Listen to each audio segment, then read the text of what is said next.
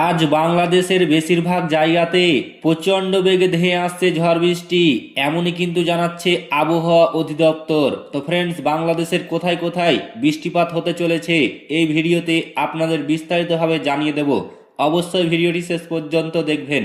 তার আগে আপনাদের কাছে ছোট্ট একটি রিকোয়েস্ট করছি, আপনি যদি আমাদের এই চ্যানেলটিকে এখনো পর্যন্ত সাবস্ক্রাইব করে না থাকেন, তবে এইরকমই নতুন নতুন ভিডিও সবার আগে দেখার জন্য অবশ্যই সাবস্ক্রাইব করে নেবেন। বঙ্গোপসাগরে সৃষ্ট সুস্পষ্ট লঘুচাপের প্রভাবে আজ থেকে দেশের 4 বিভাগে 2 দিন বজ্র বৃষ্টি হতে পারে, জানিয়েছে আবহাওয়া অফিস। বাংলাদেশ আবহাওয়া অধিদপ্তর জানিয়েছে, খুলনা, বরিশাল, রাজশাহী, ঢাকা বিভাগে 2-1 জায়গায় বৃষ্টি কিংবা বজ্র বৃষ্টি হতে পারে। তবে দেশের অন্যান্য এলাকায় আংশিক মেঘলা আকাশ সহ আবহাওয়া প্রধানত শুষ্ক থাকতে পারে। আবহাওয়া সিনপটিক অবস্থা সম্পর্কে বলা হয়েছে, বিষুবীয় ভারত মহাসাগর ও তৎসংলগ্ন দক্ষিণ পূর্ব বঙ্গোপসাগর এলাকায় অবস্থানরত লঘুচাপটি ঘনীভূত হয়ে সুস্পষ্ট লঘুচাপে পরিণত হয়েছে এবং বর্তমানে দক্ষিণ পশ্চিম বঙ্গোপসাগরে অবস্থান করেছে। এটি পশ্চিম উত্তর পশ্চিম দিকে অগ্রসর হতে পারে।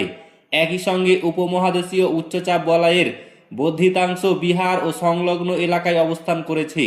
এমত অবস্থায় আজ সন্ধ্যা 6টা থেকে পরবর্তী 24 ঘন্টায় সারা দেশে অস্থায়ীভাবে আংশিক মেঘলা আকাশ থাকতে পারে, তবে আবহাওয়া প্রধানত শুষ্ক থাকবে। এই দিন রাত ও দিনের তাপমাত্রা প্রায় অপরিবর্তিত থাকতে পারে। 23শে ফেব্রুয়ারি খুলনা, বরিশাল বিভাগের 2-1 জায়গায় বৃষ্টি বা বজ্র বৃষ্টি হতে পারে। দেশের অন্যান্য জায়গায় আংশিক মেঘলা আকাশ সহ আবহাওয়া প্রধানত শুষ্ক থাকবে। এই দিন সারা দেশে রাত ও দিনের তাপমাত্রা সামান্য বাড়তে পারে।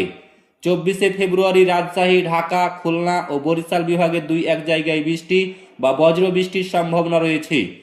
অন্য জায়গায় আবহাওয়া প্রধানত শুষ্ক থাকতে পারে।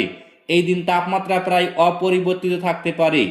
25শে ফেব্রুয়ারি সারা দেশে অস্থায়ীভাবে আংশিক মেঘলা আকাশ থাকতে পারে এবং আবহাওয়া শুষ্ক থাকতে পারে। এই দিন রাত ও দিনের তাপমাত্রা সামান্য কমতে পারে। তো ফ্রেন্ডস, এই ছিল আবহাওয়া অধিদপ্তর থেকে পাওয়া লেটেস্ট আপডেট। ভিডিওটি ভালো লাগলে লাইক করবেন, শেয়ার করবেন এবং চ্যানেলটিকে অতি অবশ্যই সাবস্ক্রাইব করবেন।